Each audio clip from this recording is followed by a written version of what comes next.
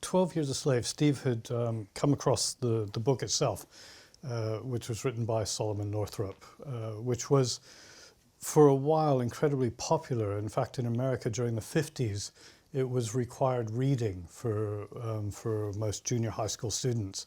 And then it completely disappeared and was no longer in publication, in fact. And Steve, it was actually, again, Steve's wife, who is a very bright lady, who read the book initially and gave it to Steve and said, "You need to make a film about this." And Steve read it and quite rightly was completely obsessed by it. And I can remember probably 2 years before we shot the film, he had said to me, 12 Years a Slave, you have to read this book. And as always happens with Steve, he has an idea and he'll talk about it for a very brief period of time. It'll disappear for about 2 years and then reappear fully formed. So the idea of 12 years had been around for a while. He'd thought about it an awful lot. After the success of Shame, very quickly, a lot of people came to Steve and said, "Look, what do you want to do next?" And suddenly, whereas up to then it had been quite a trial to raise money, particularly for Shame, suddenly people were saying, "What do you want to do?" And he immediately said to them, 12 Years a Slave, and started co-writing the screenplay. And it then went into production very quickly after that. And I think it's one of those films where the timing was everything. You know, there's so many things came together whilst we were making the film and once the film was delivered in terms of the question of race and slavery in America. And, you know, I'm from Texas. I'm from the South, although Texas wasn't ostensibly a slave state. My father's parents were from Louisiana, which very much was a slave state. And I know nothing, or I did know nothing about slavery, much to my shame.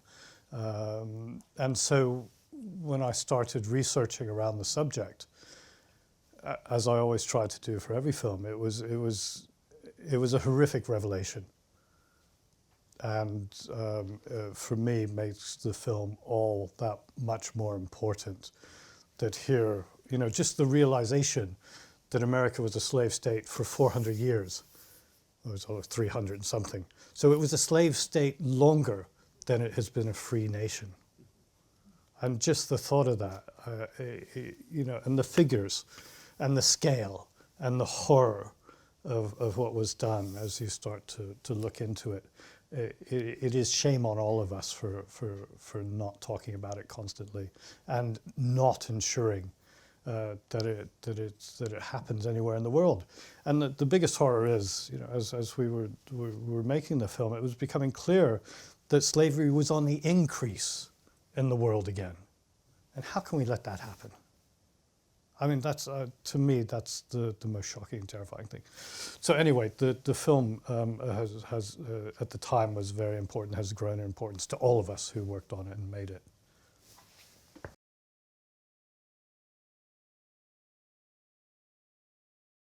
When I first read the script, to me, this is the most pivotal scene in the film because of where it's placed and what it says. And there are two very important things to take away from it. The first is that his life is saved not through an act of humanity. It is saved because of a financial necessity. If he were to die, his owner would lose the money. So that's the only reason they don't kill him, is because he is worth close to $300, which at that time was a huge sum of money, because he was a very fit and intelligent slave. So that's the first thing. The second thing is that because the whole culture was so imbued in violence and oppression, that the other slaves, this was nothing new. This happened. It was a fact of life. They knew that if they didn't get on with their work, that they might be the next person hanging. So, and you see that for me, the most important shot is the children playing in the background, because that is how they grow up. That is what their childhood is. is facing this inhumanity, and that is what their life will be. So it is shocking, and it's meant to be shocking. And it's long because it was long. In the book itself, he hangs for almost a whole day before he's saved. And it's impossible to convey to anyone just how horrific that is, to be so close to death for such a long period of time. And, you know, we're talking with Steve, it was absolutely crucial that the audience is put into the most extreme discomfort as a way of trying to understand what it is he is going through, and how long it lasted, and really the impossibility of surviving. So, you know, it was we spent an awful lot of time on this sequence, specifically finding the right location, because that relationship between the tree, the slave huts, and the main house is absolutely crucial. And we went to a lot of plantations. Everything was filmed in Louisiana, and there are still an awful lot of existing plantations there, the plantation houses. And we sort of a 50-mile circle around New Orleans. We went to just about every existing plantation house to find that tree. And then the designer, and again, this is, you know, this relationship and collaboration. Once Steve and I had agreed that this was the right place, then the designer had to come in and put in the slave shacks in exactly the right place to work within the composition as well. So, you know, a lot of thought went into that. That was an empty field that was then turned into what it was. So, but, you know, there are some scenes that just leap out of the page and say, this is important. We need to focus our time and our resources on this. And that was the scene.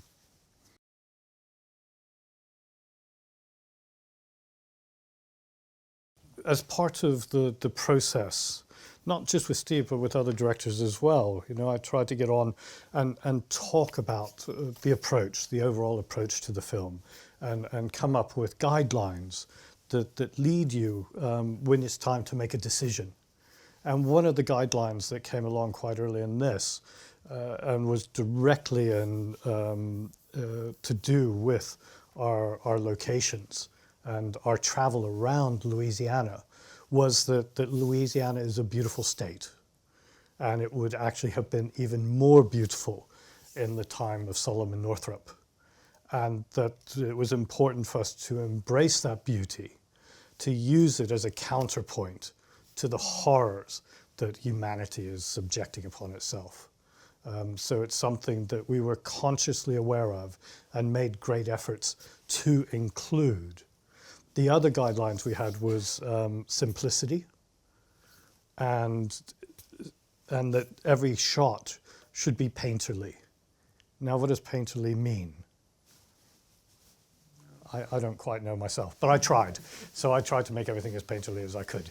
And you know, it says a lot about the collaboration between Steve and myself and the years that we've worked together, that he trusts me to set the frame.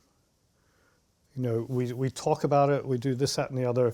On the day, I'll get out the viewfinder, I'll find a frame, I'll offer it to Steve. Quite often he doesn't even look, but sometimes he'll look and he'll say yes or no.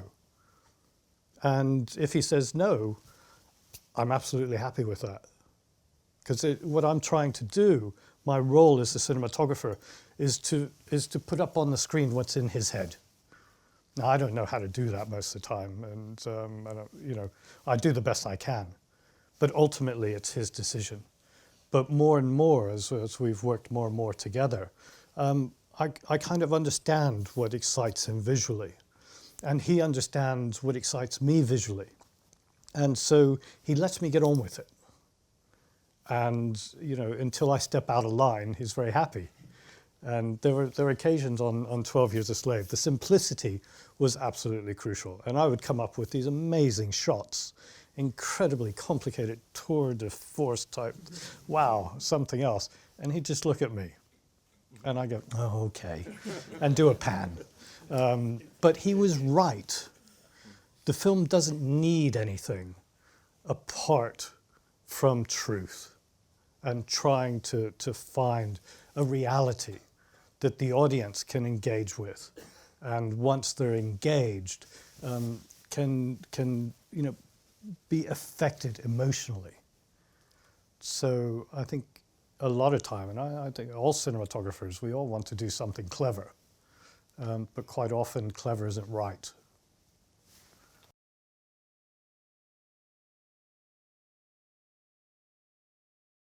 We always we're constantly looking at films together. But I think the thing that really inspired us on this case was the research done by the art department, where they came up with black and white stills of Louisiana that were just 12 years after this period. And they were astounding because they so informed us of what was kind of there and what was real.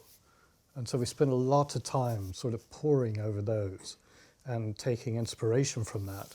And then there was also, Steve gave me a book by a modern American contemporary artist called Carol Walker. And it's really heavy stuff. And a lot of it has to do with slavery. And a lot of it is really angry, and quite rightly so. But a lot of it's silhouettes, black silhouettes. And that, again, there's a simplicity within a silhouette. And there was a simplicity in the stills photographs that really reinforced the original idea of simplicity. So I think in a way you look out the references that reinforce your initial idea anyway. But I think it worked.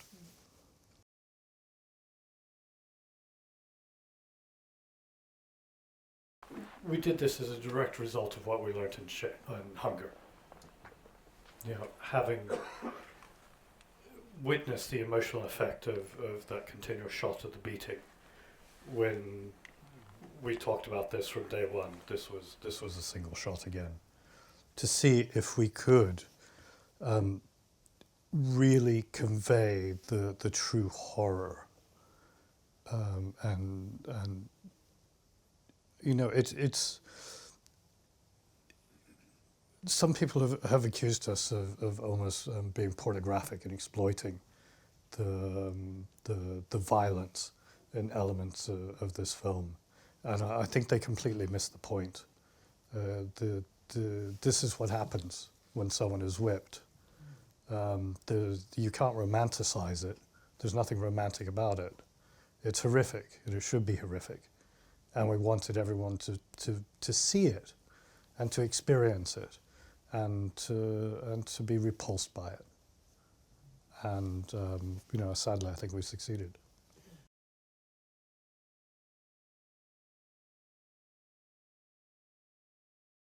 I think again, it's all about the edit. Yeah. Once you start editing things, then they become a movie, and we simply can sit back and say, well, it's only a movie. It's not real. But the longer you leave the edit out, particularly in something like this, and the further you're drawn into it, there is no escape. Yeah. If you have any empathy at all in your soul, then you will be moved by this and horrified by it. And, as a filmmaker, Steve's not saying it's okay. It's okay, it's only a movie. He's not saying that at all. He's saying, look at this. This is horror. This is real. And as such, I think any other way of doing it would have been a dreadful cop-out, given what we believe as filmmakers of the power of the continuous shot.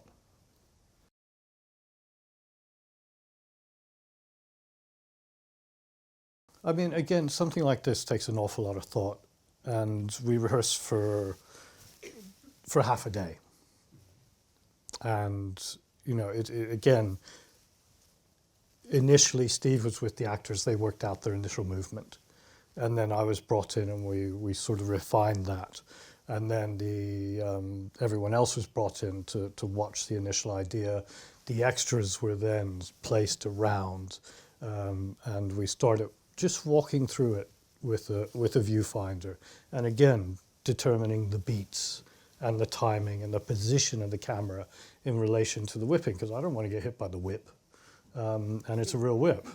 So, everything was very carefully choreographed. The whip never comes closer than 3 feet from the back of Patsy, of Lupita. And it's all about the forced perspective. And, as we were choreographing it, we were trying to figure out, could we somehow get someone in to do the marks on the back? And it became obvious that we couldn't, and it wasn't worth it, and that it was going to have to be CG. But we had to show the back at some point, otherwise there was no point to the whole scene. And so there was a lot of discussion at which point do we go to the back and how long do we hold it for. And I think it in terms of everything else, it works, for the maximum effect by holding it later and later before we actually see. I think people kind of forget, because we see so much of her face and her reaction that, again, the audience is almost lured into, oh, well, we'll be saved that. And then the camera just goes boom and holds and moves in. And it's that point is sort of the height of the horror, as it were. And it's interesting because I of course, this film has got a lot of press, and I've been asked a lot about it. And people have asked me, how do you do such a horrific scene and not, be emotionally repulsed or upset by it? And the answer is simple. Actually, this is in a way, this is the first time I ever watched the scene, because when you're so close to a movie, I graded it, I watched it 2,000 times, but you're not looking at it. I'm looking at all the imperfections. I'm not actually looking at performance or anything else. So this is the first time I've really taken in the absolute horror of it. And I can understand why people ask the question. But the reality is, when you're actually shooting it, I've read the script, I know what's going to happen, and I know it's a movie. So for me, it's a simple technical exercise. And there is no emotional content at all. The actors are doing their best. Everyone is focused and involved. But it only means something when it's within the context of the film itself. So, it's like sex scenes. They're not that difficult to do. You just focus on the technical and get on with it, because you've got a schedule. And you know that it's got to be done by lunch. So there are other actual imperatives that on the day sort of preclude becoming too emotionally involved.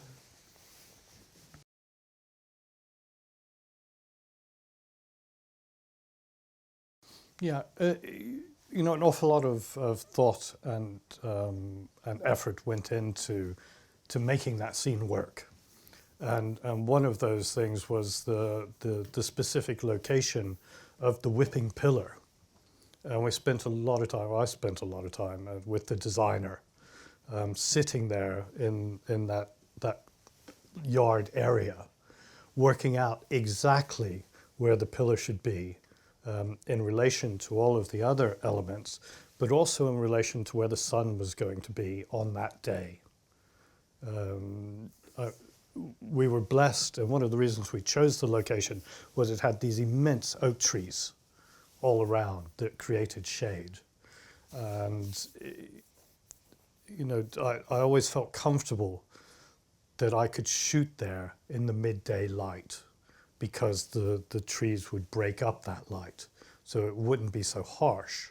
And you get an awful lot of bounce light coming up off the ground in the areas where the light is hitting. So what would potentially have been a hugely high contrast daylight scene was actually softened by the physical geography and the structures of the trees and the color of the dirt. So that once I found the position that worked best in terms of the light and everything else, and we put the whipping post in, because I had to come in, months before we shot that scene, because this was one of our main locations. So it had to be right. We couldn't go shifting it around from place to place because it's established, although very subtly, very early on within the film. So its placement was crucial, and it was very well considered. And so was the timing and the day in which we shot it. I worked very closely, tried to work very closely with the first assistant director in the scheduling, so that a daylight scene like that is scheduled in a way that is fortuitous for the scene itself, so we're getting the best possible light. Now, on a long, continuous daytime exterior take, you need the continuity of light. Now, Louisiana in the summer, the sun goes to here, and it stays there. And then it goes to there. And I knew, and I use sun charts, and I've got all the apps on my iPhone, and it's absolutely crucial. Wherever you are, the first thing you do when you come onto a location is figure out where the sun is going to be. And there's no excuse not to know that. The sun does the same thing every day. You have these little apps now. I use Helios, absolutely fantastic. And I've got Sun Trekker and all these other SunPath and various other apps to ensure that I know, and I have the schedule in front of me usually, and I know that in maybe it could be 6 weeks' time, we're going to be shooting this film on this day, and I'll stand there and I'll track the sun and figure out where it's going to go, and figure out, okay, well, for us, it's going to be best for us to shoot this scene after 12 o'clock in the afternoon, or before 12 o'clock, and put that in as early as I can to the first AD, so that he can get it onto the schedule. And at least we might stand a chance then to actually shoot at that time. Sadly, there are a lot of other things that sort of trump your desire for what time of day you want to film. But at least if you make the effort early enough on, you stand an opportunity to be filming the right scene at the right time. For this scene, I knew that it was going to take us half a day to rehearse it, and that we were going to want to go to lunch immediately afterwards. So there was a very specific time scale. So we started quite early in the day, so that by the time it got to 11 o'clock, the sun was where it was going to stay. It would stay at that position roughly from 11 to almost 3:30. Well, actually 10:30 to 3:30. So I knew that there would be no discontinuity of lighting. 2 days before, the great thing about America is that as a continent, the weather comes from a vast distance, so you can tell whether it's coming or not. So the 2 days before, the weather forecast was that it was going to be clear skies. And so, I said to the first AD, great, we'll go ahead. Because if it had been broken clouds, then it could have been disastrous. Because you can, in a place like that, you can be at, the light can be at T34, and a cloud can come in and it can drop to T5, 6. And you can't contend with that, especially if you're under the shadow of the trees. I mean, it just drops off so dramatically. So I knew we were going to have clear skies, the sun was going to be up there, and it was going to be doing the same thing it had been doing every day since time began. So I was fairly confident that given the potential position of the actors, that it would all work well. But then, of course, in the DI, there were a couple of bits where we had to go through and play around with the contrast, particularly on the face of Patsy, at the early part of it there, where she's looking up. I was quite keen for that high, hard light to come in, because I wanted her face to look skeletal and to look ugly because of what it is that's happening to her. It's not about her looking beautiful. She's being brutalized. She should look brutalized. And in reality, her eyes were just way too dark. But because the camera was moving 360 degrees, I couldn't get a bit of poly in to lift it. But I knew that in the DI, I would be able to come in there and pull the eyes out just enough for it to not look, well, for us not to see the eyes. I mean, it was absolutely crucial that we see her eyes. So yes, it's a combination of a lot of decisions, and also knowing what I can do in the DI, having tested the stock itself.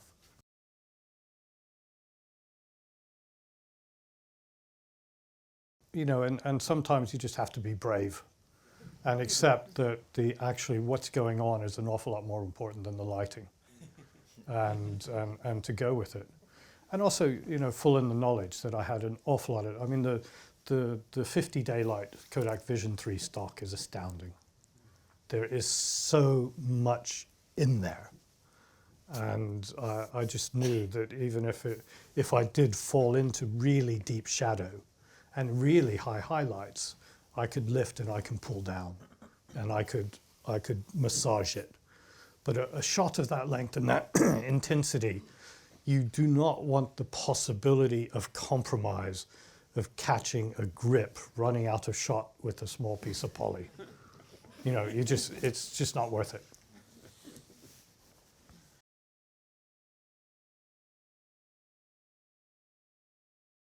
There were several things. One of the things that we also spoke about was that we wanted it to feel like a traditional epic. And tradition was the word.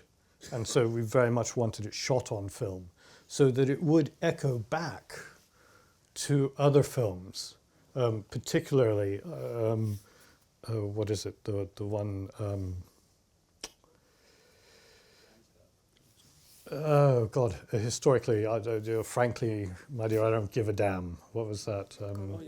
Gone with the Wind, which we wanted people to almost be lulled occasionally into a feeling, oh, this is the Great South, and you know, and also just to show up what a load of bollocks that film was in terms of its representation of slavery.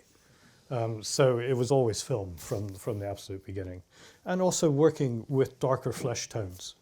You know, but a lot of people have asked me, well, how do you deal with darker flesh tones?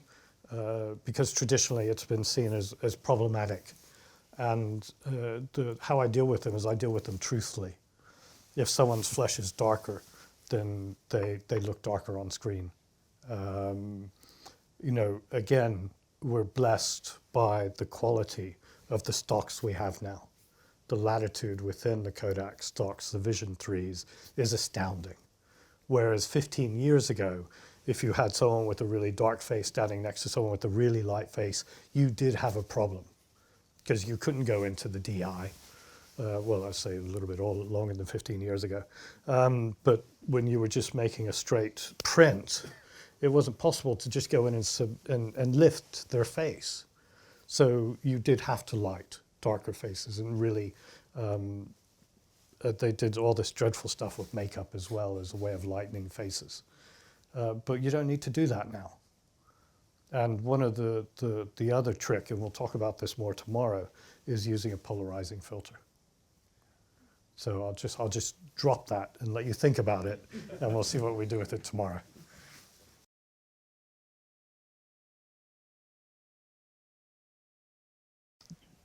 Steadicam makes a very specific statement, as does handheld. Now, we wanted this to not be beautiful.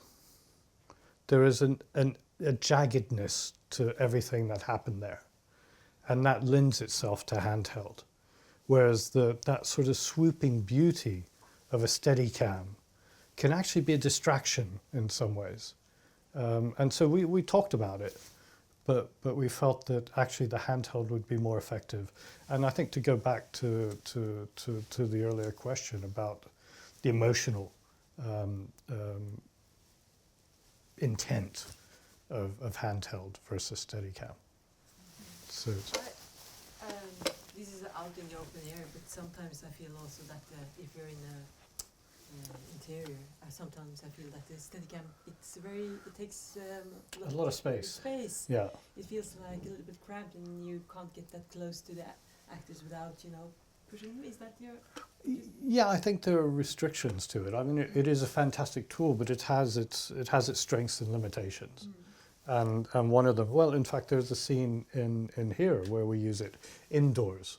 Okay. But we use it for a very specific reason. It's when Solomon is being sold, and it's a great scene with Paul Giamatti and Benedict Cumberbatch. And Paul Giamatti's walking through. It's like a car showroom, and that's the way we approached it. That it was a car showroom, so we wanted something that was kind of glossy, and that's why we chose the Steadicam, because it was almost like a commercial as he's going through selling his slaves, and so the Steadicam choice was specifically for that reason, that it should look. Again, it's a long continuous shot in quite a tight area. But the effect of the Steadicam is subconsciously, very powerful and I think, very effective for that sequence. So, I mean, I think that's really actually a good illustration about why you would choose one over the other. And the decision is aesthetic as opposed to technical.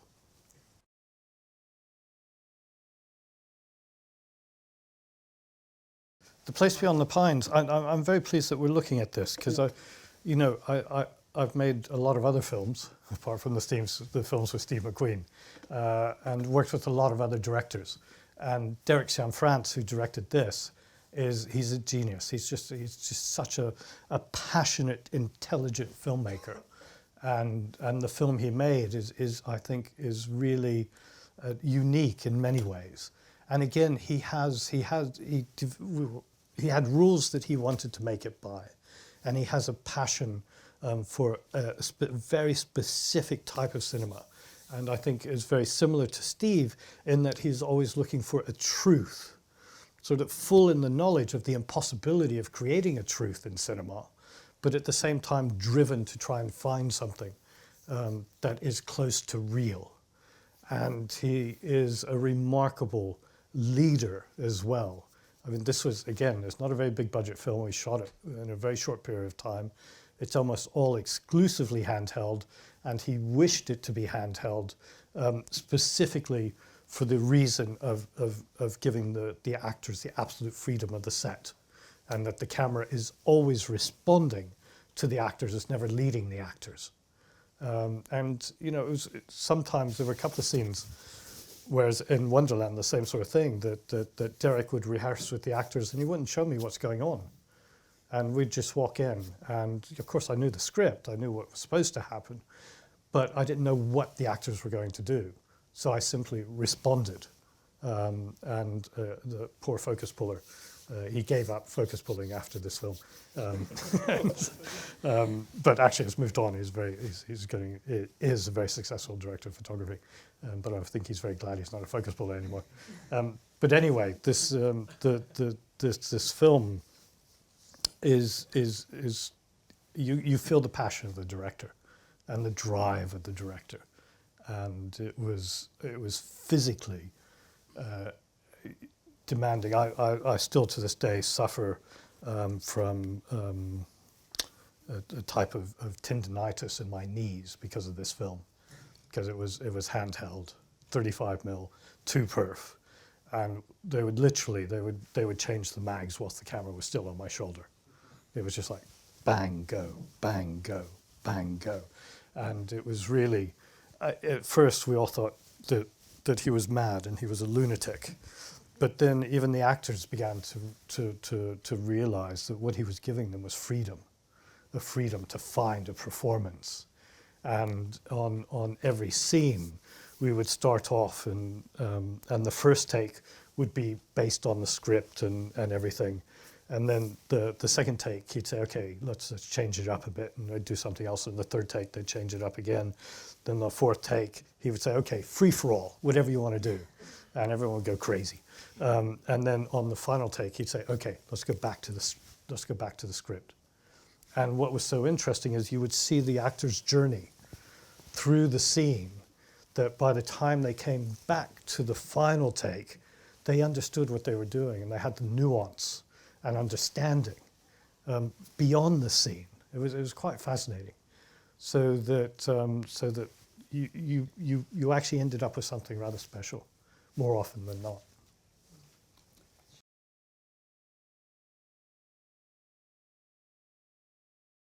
No, I think, from the moment I read the script, and I try not to pre-visualize a film before, because the process is I get sent a script, I read the script, and if I like it, I then go and meet the director. And, I try to identify the important elements of the script and the stories and everything else, but I don't want to start pre-visualizing it, because I firmly believe my role is to visualize the ideas of the director.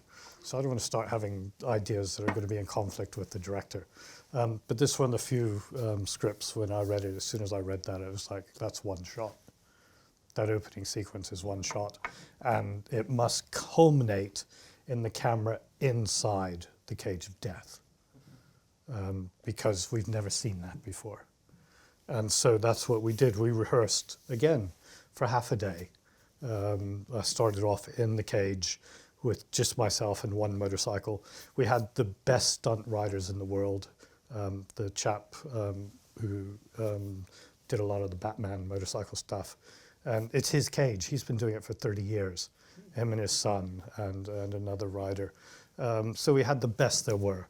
And part of his show is that he brings someone in, usually his wife, who stands in the cage. And for 30 years, no one had ever been hurt. So we felt quite confident that we could do it. So we started, I was standing in the cage. I have knee pads, elbow pads, a back brace, and a helmet on. And we start with one motorcycle, two motorcycles, three motorcycles. And then I went in with the camera. We did the same thing, one motorcycle, two, three motorcycles. We rehearsed the getting in, we rehearsed the getting out. Fantastic, not a problem. The first take, we were actually filming in a county fair that happens every year. Those are all real people. There are no extras there at all. And we had very carefully planned the route through the county fair to our tent that had all of our extras and the circle of death or wheel of death. There's a clue in the name as well that I probably should have looked at more carefully, the wheel of death.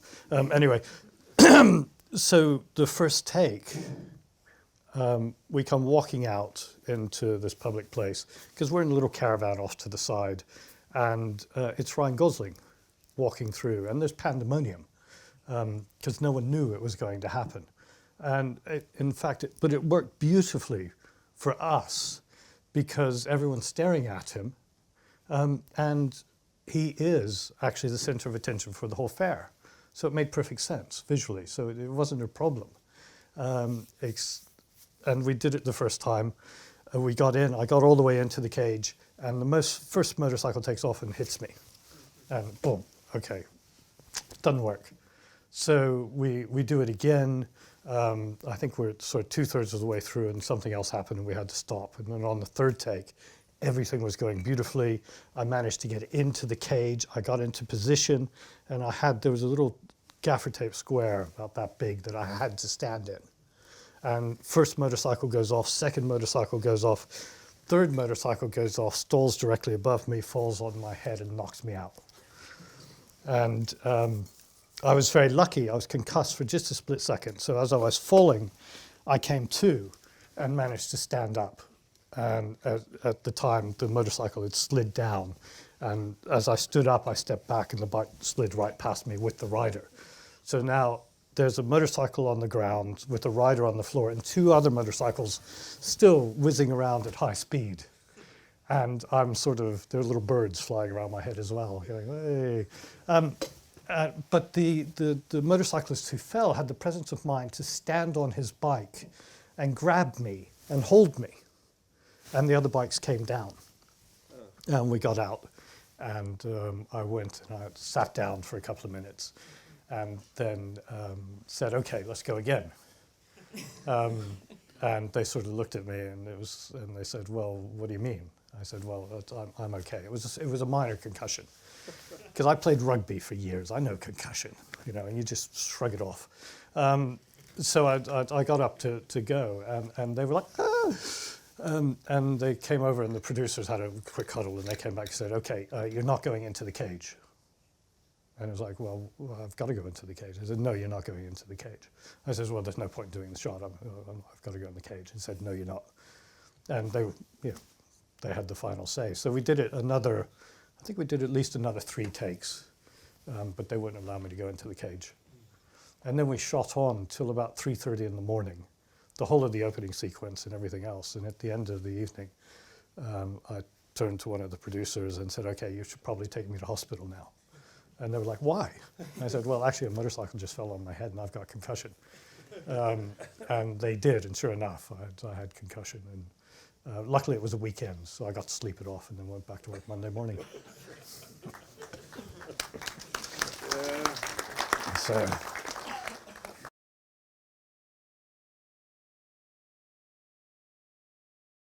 the Kodak stocks, especially the 500, I've discovered that you can push it one stop to 1000 ASA and get beautiful results. I mean, that was 1000 ASA.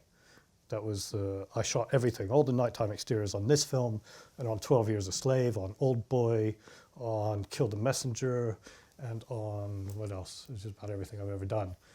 All of the nighttime film was shot on the Kodak 500. I pushed to 1000, and the results are astounding. On one of Steve's art installation works, I pushed it 3 stops, and the results were still astounding. I mean, it's just an amazingly robust stock. So you push it so you can work with available light, or? Well, see, to get more out of the available light. You'll see in something like The Place Beyond the Pines, there are lots of tracking scenes at night in cars and on motorcycles where we cover vast distances. This was, I think the budget ultimately was about 9 million. So there was no way we could afford to light the whole of Schenectady where we shot it. So, you know, I would put up lights where I could, but then, you know, trust the stock to do most of the work for me.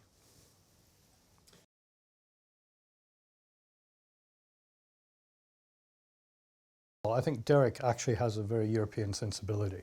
I mean, the films that he's obsessed with are those that relate primarily to the French New Wave and a lot of early Russian filmmaking as well. So he's quite unique in that regards.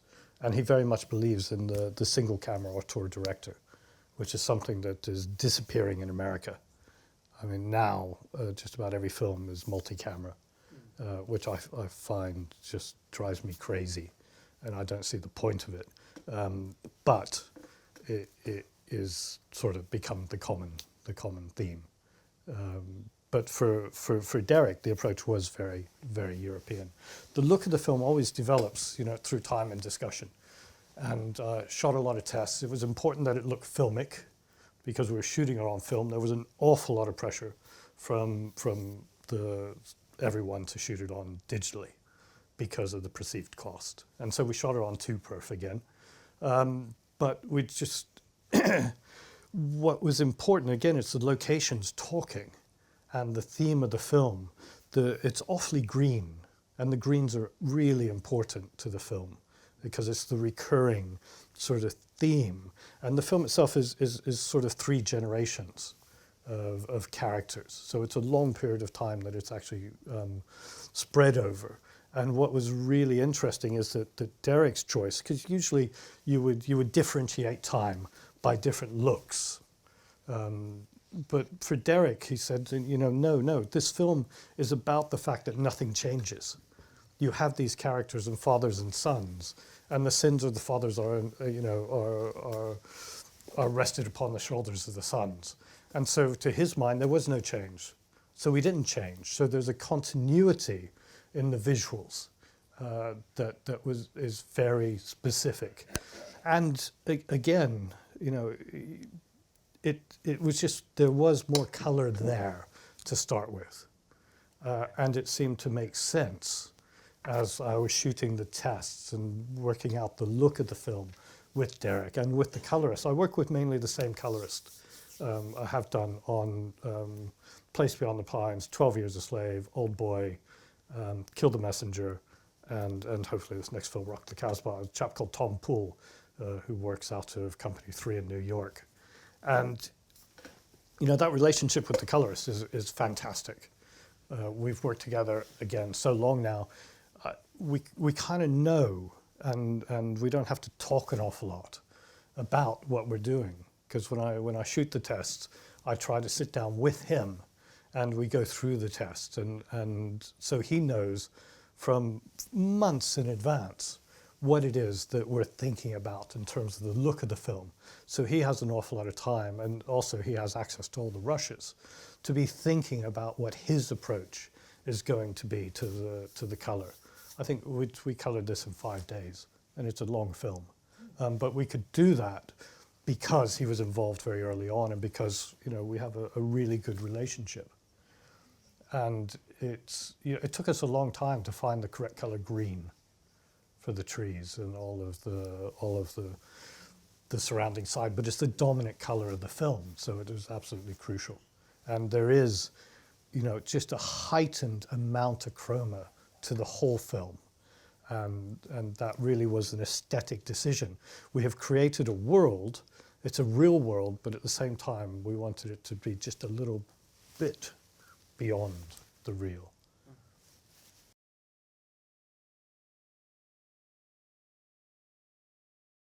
I love the grade. Absolutely. I mean, it's where everything comes home to roost. And I shoot for the grade itself. So on the day, you know, if there's a wall over on the right-hand side and I want to put a shape across it, but I don't have any time, I'm going to leave it. So long as an actor doesn't walk across it, I know that in the DI I can go back and I can do whatever I like with it. And it's going to take the colorist 2 minutes, whereas it'll probably take 20 minutes if I do it on the day. So I'm constantly assessing on every single lighting setup, what do I need to do now? And what can I do more efficiently later? So that we keep the momentum of the film going. I mean, the first AD is there, he's driving the film. You know, he's sort of got his whip out and he's pushing everything forward, but it's actually the DOP who sets the pace. Unless you're ready to go, and I don't go till I'm ready to go, but I'm also fully aware that if I can save time, keep the momentum going, it is to the benefit of the production. And not a financial benefit, but just a benefit in terms of everyone's well-being, that we get done on time, and also that people can maintain their level of enthusiasm for the project itself and for that day's work. So I'm happy to sometimes make compromises, full in the knowledge that I can revisit them in the DI.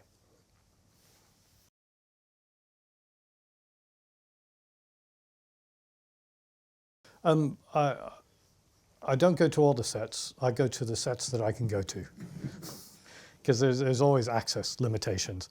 I try to prioritize what I think are the most difficult and challenging sets, or the most important sets. I don't spend an awful lot of time on them, and I don't do a lot of shots. I'll do maybe 3 shots on each set. Because what I'm looking for is very simple. I'm not looking at how to shoot the film. I'm just looking at what's on the set and what's in the stock in relation to what's on the set as a guideline for me to think about an approach to shooting that location. And also as a really simple tool to present to the colorist and say, okay, let's play with this and see, you know, in relation to the look that we would wish to get, how far does it go? What do I need to change if I want to change the look of that location? So it tells an awful lot, but it also then gives the colorist an idea, and I try to do this with the rushes colorist primarily, not the final colorist. It gives the rushes colorist a guideline, not a lookup table, but a look that they then can intelligently interpret. So that we create what I was talking about earlier, that visual continuity of the edited material, as opposed to the final look of the film. So it works in so many different ways. I become informed about the set, the colorist becomes informed about the ideas of the color of the film, and it's also something that I can show to the director and say, well, what do you think of this? As an idea to the approach to the final look of the film. And as far as the stills photographs, I take loads. And again, that's something that we'll talk about tomorrow, and I'll show specifically what I do after I've taken the photographs and how I use them.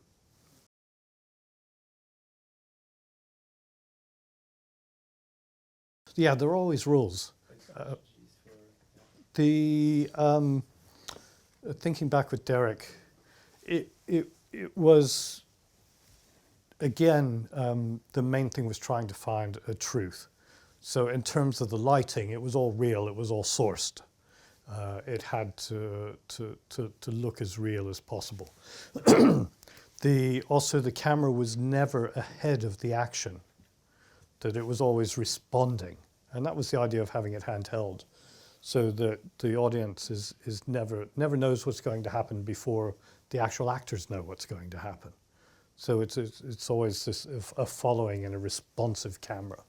And like I say, there were occasions where I wasn't even allowed to look at a rehearsal, simply to try and get an honest reaction to the performance and what was happening, and also sometimes a confusion about what was happening.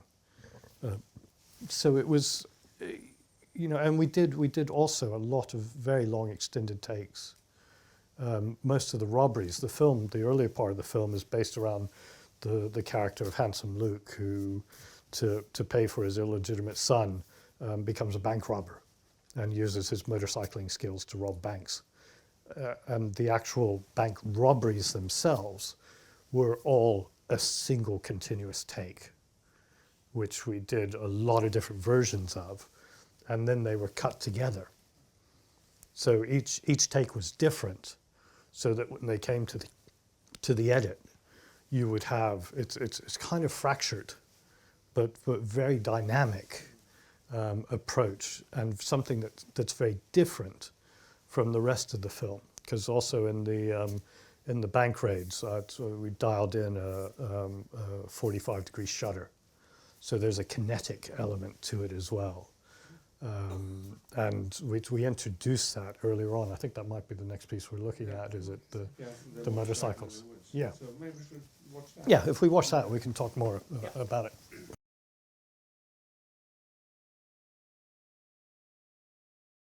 We wanted to do something a bit different, because someone just riding a motorcycle through the woods inherently isn't that interesting.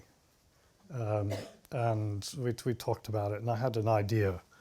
The shutter angle was kind of an easy one, because it does something odd. But what I wanted to do was actually really perverse, because normally something like that you would get a stabilized heads and all sorts of fancy vehicles, and try and make it as steady as you could.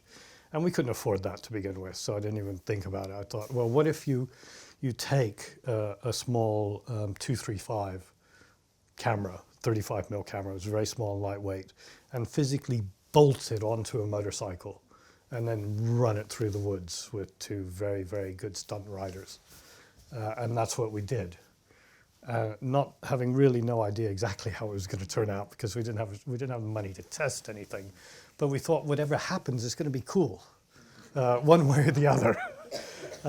And so what we ended up with was something, that we were very excited by, because what's actually happening, because it's the camera is hard mounted onto the front forks of one motorcycle chasing another over very rough ground. The film itself is actually jumping in the gate. So not only do you have I think it was a 90-degree shutter, giving you that sort of jerkiness to begin with, you also have the film bouncing literally in the gate. So the effect that you end up with is perversely unique, and just something that we found very exciting. And it was that simple. We just bolted the camera to the forks of one bike. But like I say, we had two of the best off-road motorcyclists in the world who were doing this, who were truly amazing. I'm a motorcyclist, and I've been a motorcyclist all my life, but watching these guys ride was unbelievable. Especially imagine a 35mm camera on the front of your motorcycle going through those woods and doing all those jumps and everything else. These guys were more off the bikes than on, and yet they never fell. It was just stunning to watch. And so we did a couple of takes with one bike chasing, and then a couple of takes with the bike following. And then we had an ATV as well, which I had a bungee cord on, and we did shots, chasing people with that, just holding on for dear life. And that, that stuff where people are falling in and out of frame. I mean, when I shot that, I thought, God, I fucked up here. Because I was just holding on for dear life and doing the best I could to find them every once in a while as we were going along. But it worked. And you just have to sometimes have a bit of faith and have a director who believes.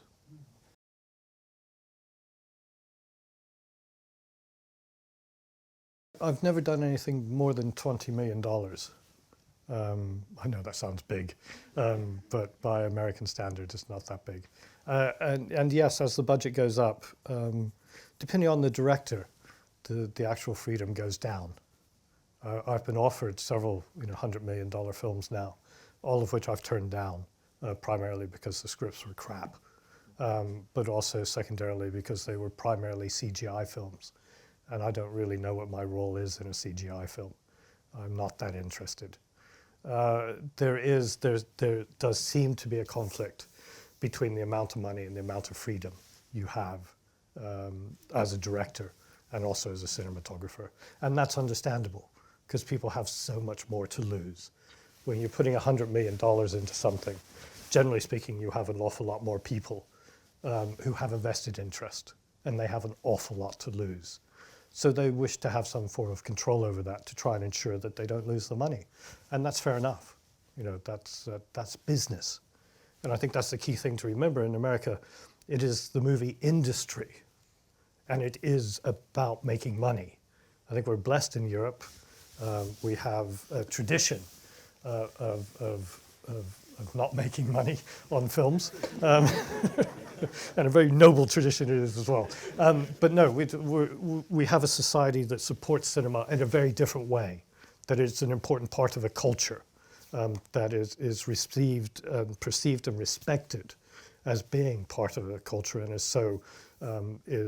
has historically been encouraged by governments and by other authorities to exist and to survive.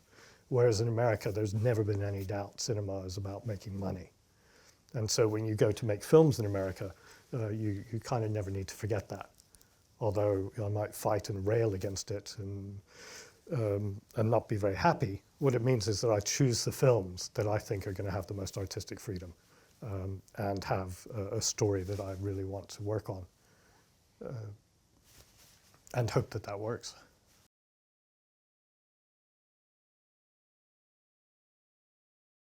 I think at the beginning of the career, you do anything you can. I mean, the most important thing is to build up your experience and your skill level. I've been very fortunate. I've always sort of put myself in a position where financially I can go for very long periods without dying. I work to pay for my fly fishing. Fly fishing isn't very expensive, so when I'm not working, I go fishing, and I'm quite happy to fish. So for me, the single most important thing is the script. It's the script, the story. And the few times that I have sort of ignored that have been very much to my peril. So initially it's the script. If I'm engaged by the script, if I'm intrigued by the script, if I think, I want to spend the next 4 months of my life doing this, then that's what I base it upon. The script then leads to the interview with the director. They think they're interviewing me. I'm interviewing them in my own arrogant, wonderful way. Because very quickly you have to decide, can I work with this person? Do I want to work with this person? Are their ideas interesting? Is there something that they're bringing to the script that I never saw? Is there a passion there? Is there something to excite me and make me think, God, yeah, I want to spend time with this person. This is cool. And so if those two things fall into place, I never even looked at the budget, and I never ask about the budget. Because, coming from a really, I've made films for £130,000. I know what you can do with the money, so that doesn't worry me. What's more important is the story and the director.